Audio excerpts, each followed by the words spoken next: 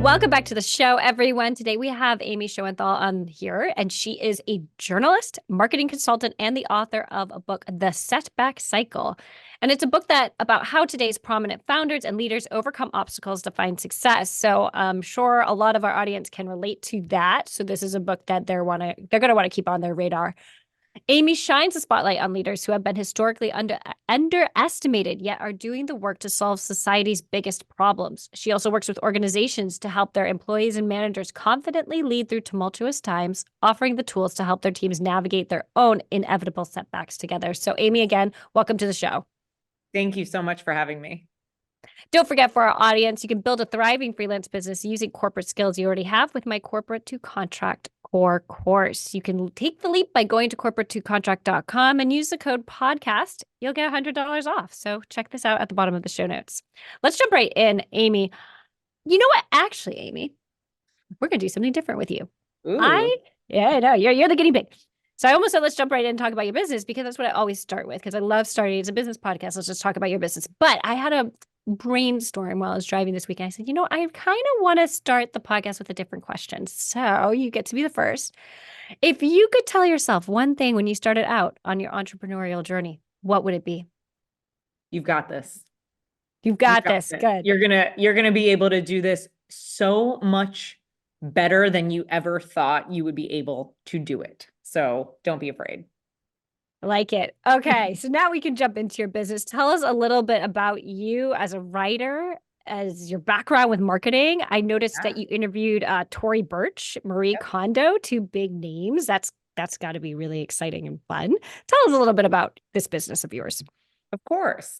I have been working full-time in marketing for the past 20 years, but I always had a freelance writing. I used to call it a freelance writing hobby, because it kind of simmered in the background while I did my full-time job and built my career as a marketing executive. At some point over the past few years, the writing took a little bit of a front seat in my journey, because I started getting more opportunities, because I was writing more. I was writing for Forbes, and big names kind of started coming my way. And I took those opportunities because, wow, who wouldn't want to hear about Marie Kondo's leadership journey, or Tory Burch and how she built what she built? And once you start doing something a lot, you start to identify themes and trends, and you get a little bit of an increase in visibility. All of a sudden, I was getting speaking engagements and oh, hey, you interview people a lot. Can you moderate this panel? And so I'm still working full time in the marketing world, but I have now this whole other thing going on, and I want to see how far I can go. And lo and behold, that increase in visibility led me to take on a couple freelance clients, because people said, you really captured my voice very well in that Forbes article you wrote. Would you ever be willing to ghostwrite a couple of op-eds that I want to publish, or LinkedIn posts? And I was like, that's interesting. And again, as a marketer, I know not to take on a one-off ghostwriting opportunity like that without doing a proper thought leadership strategy for someone. And so I said, sure, I can do that project for you, but we need to sort of figure out what you're trying to get out of it.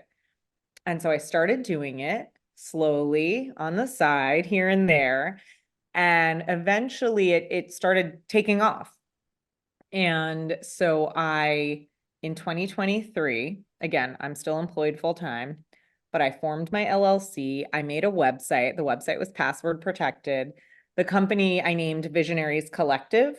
That's my consulting firm. And I called it Visionaries because the clients that I took on, I feel like, are visionaries. They're people who kind of see, I don't want to say see the future, but see things before they happen, and kind of know where culture and trends are moving. And so I think they're really visionaries. They have bold ideas and they act on them, and they know what's coming. I called it Visionaries Collective because I knew that even though I one day wanted to run my own business and go off on my own as a consultant, I didn't want to do it alone. I knew I would want a collective of people to bounce ideas off of, and people who did things really well that I didn't do well. So I do marketing and strategy, but there's people who are incredible at public relations or design or event planning. And all those are sort of related to what I do, but I don't do them well. And so I created this collective, which really means I refer my clients to other people, or I bring other people in to work on projects for my clients. And I created that business in 2003. I felt like it was really real in 2003. And I'm sorry, 2022. 23. Okay. 2022, Yes. not 2003. I was I like, was wow. saying I meant 2023, but then Yeah. I formed the LLC in 2022. Okay. And in 2023, in June 2023, I think almost a year after I had formed the LLC, I was laid off from my full-time job. Was it because they saw what you were doing on the side or No, unrelated? I was caught up in a big round of layoffs. The company wasn't doing well. It was like there were many rounds of layoffs that year. It was, the tech industry was having mass layoffs, and my firm was impacted in their business. Again, like the business was going in a direction that wasn't good. I was caught up. I believe it was a round of like 10% of leadership was laid off when I was caught up in that. Hold on, quick question. Did they know that you had this freelance business that was taking off? They knew that I wrote. They knew that I did a lot of freelance writing and a lot of public speaking. I Okay. don't know if they knew that. Well, I told HR. I went to HR and I said, can I take on these consulting clients? Because they were much smaller than anything my agency would ever do, to make sure I wasn't violating any sort of, policies or creating any conflict, because I didn't want to jeopardize my full-time job.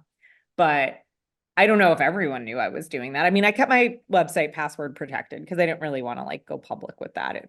Yeah. It felt wrong, but I know I was doing everything above board. So what I did when I got laid off was I set the website public and I just started making phone calls and telling people that I did this.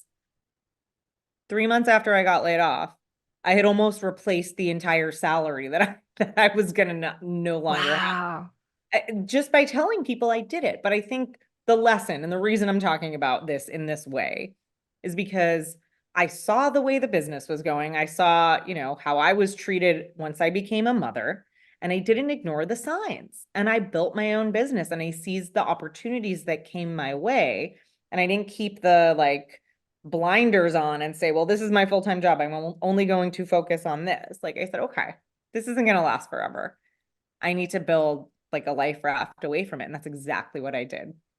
And so, And yeah, important to note, you also didn't quit your full-time job no, completely I did when not. you were reading the signs. You did both concurrently, which is something I often recommend to my coaching students. Well, I work only pretty much with corporate women who are trying to leave jobs, but it is possible. It is 100% possible to do your full-time job and also freelance on the side. And the scary part is, and you were kind of forced into this situation with the layoff. But when you kind of are hitting that point where you're like, not quite making what I am in my full-time job, but I'm getting really busy. And Mhm. that's often the scary hard part where it's like, when do I quit? Yeah. What if you weren't laid off, what kind of advice would you have for women who are at that point where it's like, man, I'm kind of capped out at my freelance or business, whatever it is. I'm kind of capped out, but I'm scared to quit my full-time job. Oh God. I mean, I think it would be like do as I say, not as I do, because I didn't quit. And I think I would have. I think I would have by now. But I always said I would quit when the book came out. Or I think I said I'll quit when I get the book deal. And then I got the book deal and I was like, why would I quit? I kept going. I'll quit when the book comes out. And I was laid off, I guess a few months before the book came out. And so I think I don't know. I don't know that I can give blanket advice on when to leave, because your It's so situation hard. is going to be so unique. There's also, there's the passion piece of like, wow, this is really lighting me up and this isn't. But then there's the financial piece, the health insurance, like what are you the Mhm. risk versus the rewards, the motivation versus the fear. I mean, there's a lot of factors to keep in mind. And I think you're like, how are you spending your time? Like, how is the time balance going? Right. So Mhm. I really can't answer that unless I know the No, answer. I know. It's hard. I only ask because I never feel like I have good advice either. The only thing I do tell people is I wasn't laid off. I quit and I was making less than I was in my full-time job, but I knew I'd all of a sudden have 8 hours open every single day. And I Yeah. was like, so I can start growing. Because I felt like I was holding myself back because I was taking on work that I knew would conflict, right, Yep. with Yep. my full-time job. I was like, I can't take on that client because I have to devote more hours. So I was getting taking on almost like lower level work for me. Sounds like you weren't, but I was. And then it was No, like, yeah. oh, wait, now I have all this time. I can take on that client who demands so much more. I can take on this assignment that's going to take all these hours in 2 weeks of my time, and that Yeah. really opened up so many possibilities. Well, let me tell you, if you're a person in the corporate world who is balancing a side hustle, you have to be a little bit savvy with your time management. And so you're practicing that. And I think what you don't realize is how much of a crutch that corporate job is, that full-time Mm, job, that steady paycheck is. But you're right, when you quit or when you leave or when you're forced to leave, you will be so amazed by how much time opens up and by how fulfilled you are in the work that you're doing because it's you. It's not yes. like you on behalf of X company, it's you and your work. And like it's harder in some ways, but it's just like so much more rewarding and it makes it, I feel like, so much more worth it.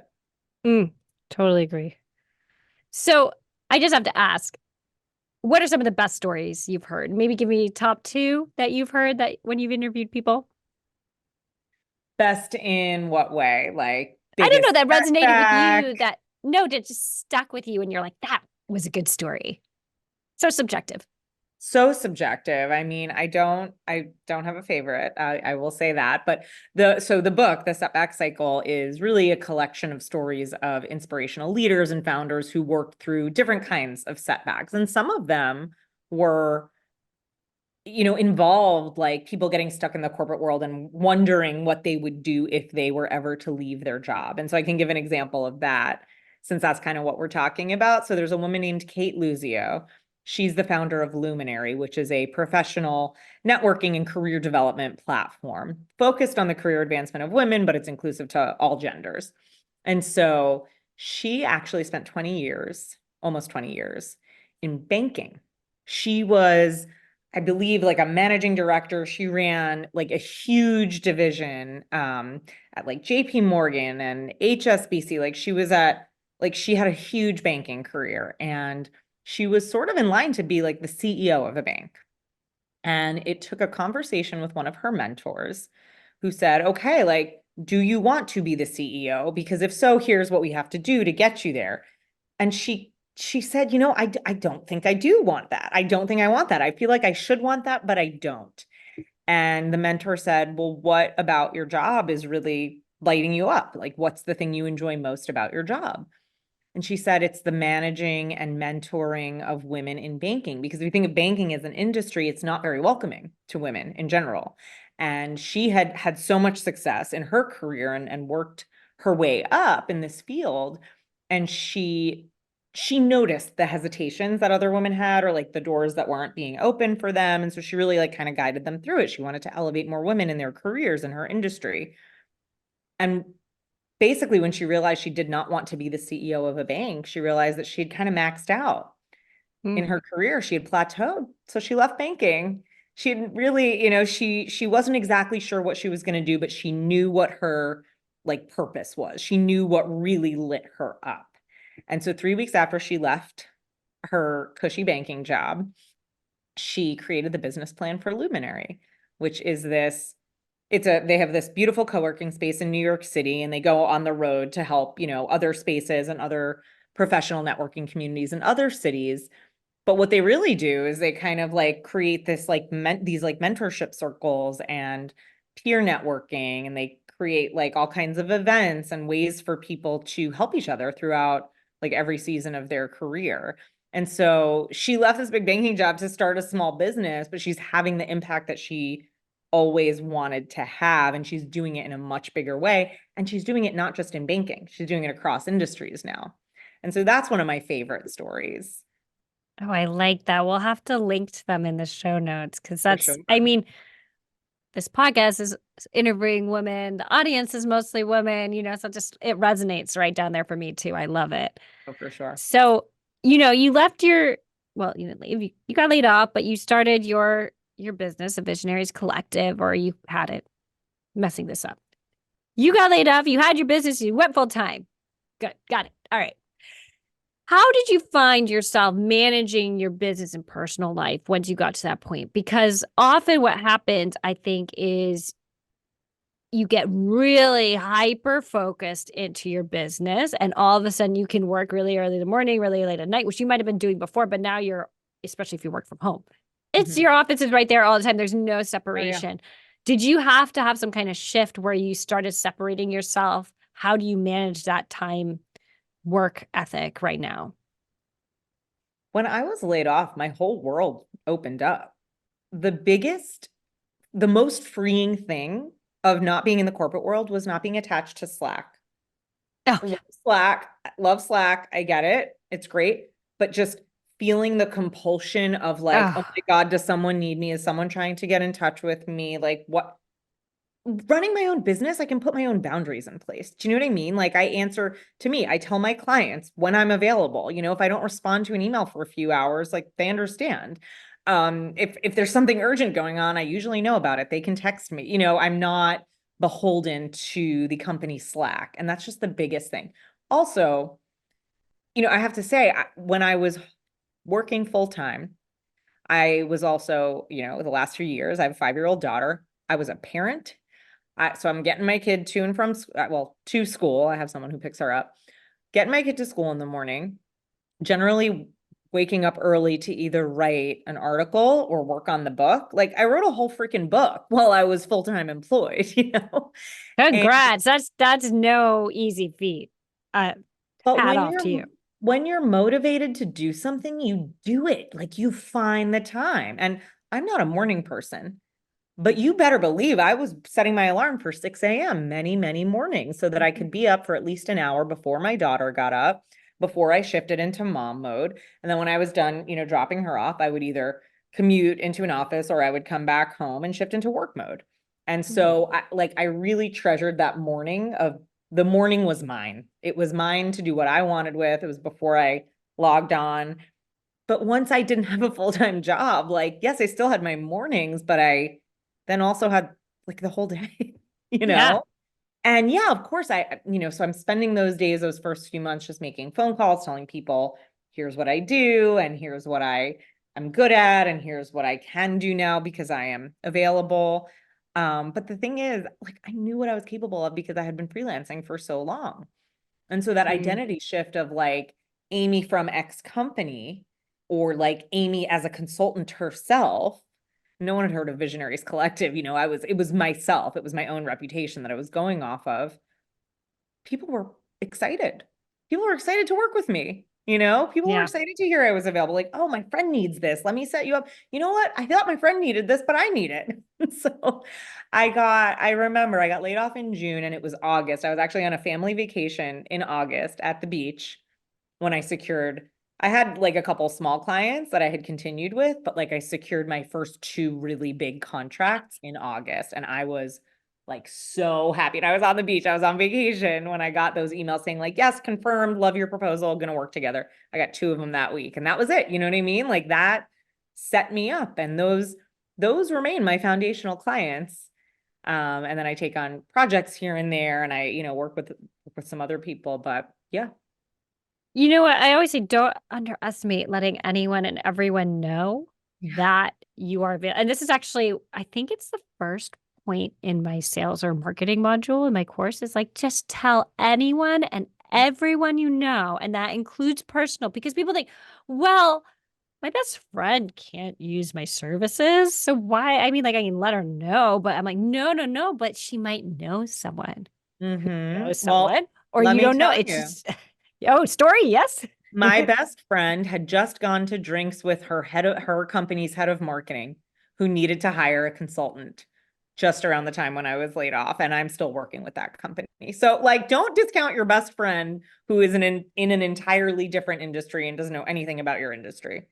She just made that one Absolutely. introduction And yeah, that is still a client. So yeah, you never know. Absolutely. My real estate agents that we use for our house, they know like everyone. I let them Yeah. know, like, when I was launching the podcast, when I have this business thing, Yeah. and they are just like, oh, I think I know someone. And it's like, of course you do. You know, like people Tell from all kinds of walks. everyone. Yes, Tell tell everyone. everyone. You have no idea. That's actually a chapter in the book. When you're coming out of a setback, one of the best things you can do, especially as you're testing out new ideas, even if you're not sure what you're going to do, to cultivate your community and to test new ideas with people in your community. Again, whether it's your best friends, or some random person that you kind of know on LinkedIn, don't be afraid to send the DM, to send the email, to send the text, because you will be so amazed at how willing people are to help you, to Yes. make a connection. Because when people are made to feel useful, it's a gift to them. And we Mm, don't really think of it like that. We think like, oh, it's cringy to ask for help. Let me tell you, with book marketing, I've been asking for help like crazy, but I feel a little cringy. But I've also been amazed by how many people are coming out of the woodwork to help me, to support me. And I just think I've been surprised by it, even though I know it as a concept. Like you can know something as a concept, but then when you actually live it, you're like, oh wow. mm, But yeah, tell everyone. hmm I think that's so important. And another point, and I bring this up in my coaching too, I think your business grows exponentially faster the more willing you are to put yourself out there and send these cold messages, send these cold emails. I mean, this is like a little step Mhm. adjacent to actually telling people but it's still like something that I think your business is going to grow so much faster than if you're just like putting up your social media posts, kind of Totally just like reaching out to people here and there. When you're different. actively pursuing, you're going to end up with a faster growing business. We'll say that. Absolutely. Absolutely. And if you're transparent, and you say, like, here's what I do well, here's what I don't do well, people really respect that. And I think it establishes a level of trust, especially when you clarify what you don't do well, because they're like, oh, okay. Like, she's not going to try to sell me something that she can't fully deliver on. Mm, So I be never really thought of it that clear either. Yeah. be really clear about what you can do, and your potential client or customer, I think, is more likely to believe you if you state very confidently what you can do, but you also point out what you can't do. You know what I mean? It's like, Mm, she's clear, she knows. And I think that was a really important, um I think that was something that attracted clients to want to work with me, because I'm very clear about what I do not do. mm, I like that. Um, I'd like to go in briefly right now. How do you effectively manage your time during the day? I am ruthless about time management. So I have a very specific schedule that I approach my day with. It does not always work. Let me just be clear. But because I have this very, very specific vision of how my day should go, it mostly kind of fits into this structure. So I still do the early morning wake up, not every day, once or twice a week when I have like a big project that I really just want to give what I call my morning brain to. So my morning brain is my freshest brain. Like, and that's when I do my best work. And so if I get up early, I dedicate my time to doing something that I really, really care about, whether it's a client deliverable or a piece of writing that I want to do myself, ghostwriting an article, whatever it is. I'm like, who gets my morning brain today? And so that's how I start my day. Then I go into mom mode, get my kid up, get her dressed, ready for school. We do the walk to breakfast, walk to school, that whole thing. I do love that I am forced to get out of my house and do the walk to school every morning, because whether I'm just like walking back to work from home, or if I'm hopping on the train to go, to a client, or to go to my, I use Luminary as my co-working space. And so whether I'm going there or I'm going to a client's office, I have this extra like walk in my day. And that really helps kind of clear your head and get you thinking about like what you need to get done, what you want to get done. So then I go about my day. I really try to not get into meetings until 11 a.m. so that I can, again, like once I finish my little walk to school, commute, whatever that may be, I sit down and I either do an inbox purge, or I dedicate some time to a different project. I kind of like get my top three priorities of the day out of the way. Then I go into meetings. 11 to 2 is my like primary meeting time. I really like to keep it focused into those 3 hours. Again, it doesn't always work that well, but I really, really try. I do go outside of those boundaries. Of course, again, like I have clients who need things outside of 3 hours a day. It happens. And then I feel like from 2:30 onward, that's like my wrap up time. What did I not get done? Who do I need to respond to? What do I need to schedule? And like what loose ends do I need to tie up? Um, and then I try at the end of the day to do like a little recap, like what did I get done? What do I still need to get done? That also just doesn't always happen. And that often happens the next morning. But I do write out a to-do list. Like I do write out, kind of like I have a planner. And so I use that very often. And that kind of helps keep me motivated, keep me organized, and keep me on track. I love what you said about taking a walk. And my listeners know this, but I take the dog for a walk. I try to, unless I'm really sick or when the kids are sick, at 7 a.m. every morning, because there's just something about that that makes me feel like I have the day under control. Or like there's just like, or it's also like this brainstorm almost. It's like my juices are flowing in my brain. I'm thinking about what I need to do that day in the business. And then things just come up naturally that when I don't take the dog for a walk, I notice. Or when we had our dog passed away in August, and we got another dog in November. So there was a period in there where I didn't walk. I couldn't. If people were like, "Oh, just go take a walk by yourself," and I was like, "Eh." Yeah. Yeah. But that I noticed it was almost like more Yeah. stagnant in my business than when I had that walk. So I love that you also advise the walk because I think that is so Yeah. important, and it's such an underutilized technique. Fresh That's air. I like, mean, fresh yeah. air and movement is like critical. I feel like critical to like getting your day started on the right note. Now, when we were not recording, you showed me something very cool that I want you to show me Oh, again. And that's it was right. yes, Okay. yes. So, So I also have this like if I'm in the midst of a few meetings and I have, one meeting goes long and I only have maybe like 20 minutes between now and the next meeting. A lot of people see that and they say, "Oh, I can't really get anything done in this time." I see it as a challenge. How much can I get done at this time? And I have this little timer.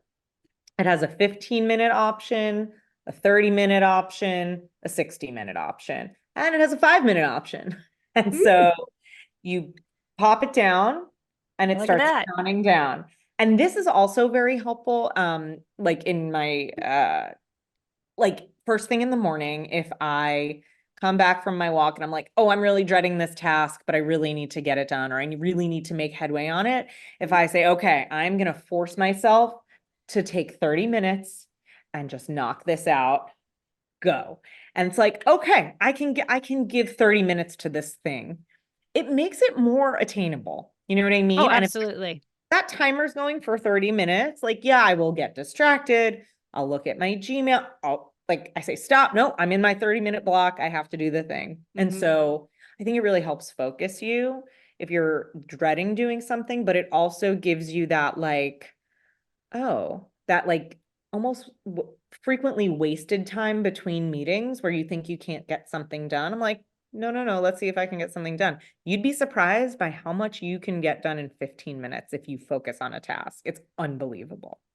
Oh, I believe you. And I think that what's important about the timer is that it takes away that open-ended feeling. So many times when you're dreading a task, it's because you don't know how long it's going to take and it's Oh, open-ended and you're just like, oh, I don't want to do it. But it takes that away. It's like, okay, you've got 30 minutes and that's how long it's going to be. And I do that on the days that I don't have calls. I will do a timer. And I mm, try to keep Mondays free from calls as much as possible. And I will just do like, okay, you're going to spend 1 hour on this client's work and that's it. You're going to spend yeah, 45 minutes on this newsletter thing. You're going to, and it's very specific and it helps the day just go so much smoother, so much yes, smoother. I like that. yeah. So if my audience go look at YouTube, what is that called? We'll put it in the show What notes. is it called? It is called, it's an MOOAS, maybe? Yeah, MOOAS. All right. I like it. Muas. MOOAS. Muas box timer, Timer, square box timer. timer. Yeah. I'm sure there's Yep. other kinds of timers you can get, but I think just like, I and love that. I like, I don't think I would do it with the timer on my phone, but with this, I feel like because it's in front of me, I'm like, ooh, okay, I'm gonna use that. Mm. You can see the time. You can see the time Yeah, it's ticking. like it's just like a more tangible thing, and like its only purpose is to time me, or I don't know. Yeah, It's a physical reminder that like you can get a lot done in between meetings. I like it. You mentioned you have people that you pull in and you recommend. So you work with, I am assuming, quite a few contractors. Do you have any hiring advice for women who are looking to expand their business and scale it? I think you really have to go with your gut. And I think that I will often recommend people who I've worked with in other capacities to my clients. And so there's a lot of people who, like, I work with this one designer and she's done a lot. She did my website and I know she's incredible. Like, she can design decks, things like that. I can't, like, I could kind of design a deck, I could kind of design a website, but not as well as she can and not as fast as she can. And so I'm familiar with her work because I've used her for my own personal stuff. And so I'm like very confident when I recommend her to other clients. Or if I, need to create a presentation for a client and they're paying me for something, like I'll like take some of that money and just like have her do it. And I just work with her. Do you know what I mean? I think the other thing is, if you're working with someone new, I would go back to just that level of transparency. I think that's so, so, so critical in hiring, in partnering, whatever capacity you're going to work with someone. Get a sense of like how honest and open they are, because that's going to really demonstrate not only a work ethic, but an attitude, and how motivated are they to work with you or to get new clients or to partner. Motivation is the biggest predictor of success in any circumstance, I think. And so if someone's really driven and really, really wants something, you'll be able to pick up on that. How? Is there any tangible advice you can give on how you pick up on someone being really motivated? Because I'm trying to think of all the past interviews I've done. And there was one person who really, really, really wanted to work with me, and she was so motivated, and I really liked her. But at the end of the day, she was just the second choice I had. She wasn't the first Mhm. choice. And so I don't know. Do you? Well, can you I mean, I think if you can like test someone out in any capacity, Yes. that's always good, especially with hiring. Like, if can you take someone on as like a freelancer before you hire them full time? Can you have, yes, if you're a solo business owner, this is probably hard, but like, could you have someone you work with talk to them, interview them? Like, if you're not sure what your gut's telling you, like, can you get someone else's opinion? Um, if you're hiring someone to write copy, can you get, a writing test? Can you get work examples? Can you ask them, okay, this is your portfolio, but like what piece of this like, I feel like I see so many creatives put all this work on their website and say like, look, I did this whole campaign for Pepsi. And I'm like, you did not do that whole campaign for Pepsi. There were like 100 people on that project. So get really specific about like, okay, this was a great campaign. What part of it did you do? You know? Mm, And so I really see that a lot. You see a lot of people taking credit for things that like they played a small part in, and that's fine, but get really specific about what their role was. mhm. And I think the testing part is big. I started to implement that, like having some kind of faux test or project or whatever for them to do. And I've noticed a big difference. Like, and people will pull out and say, "Oh, I'm sorry, this isn't for me." And I'm like, good. Good Well, to then it's not for know. you. Yeah. Now I know. Because if you're not willing to even put a little bit in, then that goes into the motivating factor. Like how Yeah. motivated are you actually to support my business and help me out when needed, you know? That's a Um, good work ethic test too. what do you think is one of the biggest mistakes you made while scaling your business, and what did you learn from it? I think I started out too slow. I think I wish I had started earlier, and I wish I had told more people about it before it became this like necessity and I had to panic and Mm. go into like this crazy sales mode. Like, I wish I had done it a little more slowly. But it's still all worked out. I just wish I had built it a little bit more before I had, and that was my plan, right? My plan was to continue to build it while I was employed full time, but then the layoff kind of sent me into to speedy mode. And so here I am. As you've grown your business, you obviously need to balance making money and the profit, but also spending money on either teams or platforms or softwares. What do you think has been your best investment with your business money and your worst investment? Oh, that's a great question. I think my best investment is, do you know what Notion is? It's the software. Yes, Oh yes. my Yep. God, I live in Notion. I have the paid subscription, and then when I work with people, we can kind of collaborate in Notion. I feel like it's better than any other software that I've used. So that's probably my best investment. My worst investment is, I feel like I hired a virtual assistant who was okay. And I've worked with others since who are much better, but it's hard. I mean, that's like a hard one because I think to train an assistant and, vibe with them is difficult. And a lot of people I think have made mistakes in hiring, but also made mistakes in training. Like a virtual assistant is not a clone. It's someone you have to Mm. like tell exactly what you need from them so that they can properly do their job. And also, you can't operate on assumptions. You have to operate based on very clear expectations that are set. And yeah, I think that's a tough one. That was a tough one. And you've improved though since then. You said Yeah, you've had other VAs I since have then. Yeah. a great VA now, but yeah, that was a tough one. Yeah. I mean, it can take like 3 to 6 months when you're working with a VA. So when I tell Totally. people to have it level out and be like, okay, this isn't a good place. And if you're not there, if you're not seeing improvements by 3 months, flags should be raised. Right. But Red also flags. really like be very, very clear with your VA and don't expect them to know what you want if you haven't told them. I see Yeah. that mistake happen a lot. And I've probably made that mistake myself. Yep.